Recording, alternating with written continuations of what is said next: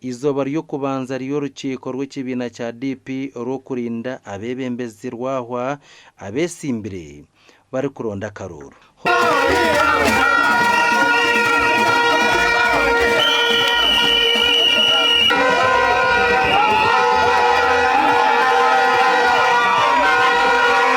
After accreditation, I will do a roll call. That's what the constitution tells me. A roll call to see if properly we are convened, and then the chairman will take off. And the processes will start with opening remarks and those statements. We will officially start, and we will go on until when we will dissolve the neck. We are going to be dissolved. The moment we are dissolved, you will not see me hold the microphone.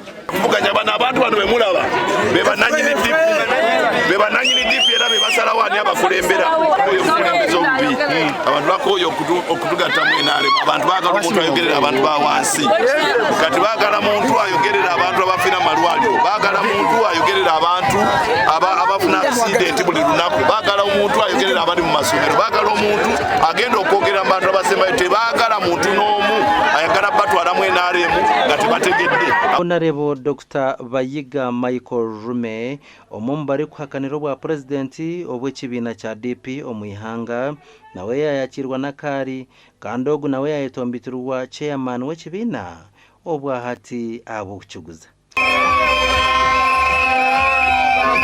Abani betombitirwa omuhandiiki w'ekibiina abokushereka enkarara z'abatezi abakaruru.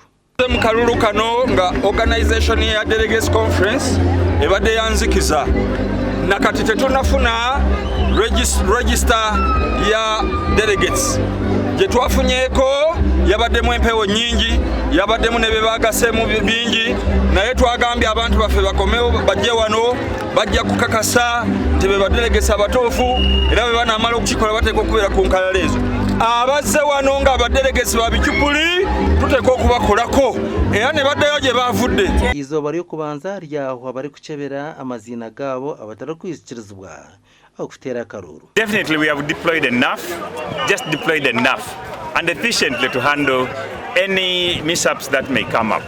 But we don't expect so much, but we are still vigilant. In security, we don't give gaps. We don't leave any gap uncovered.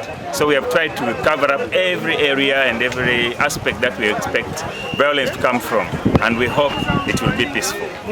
Gasha kwa Aida na Bataringaya na Arwaso.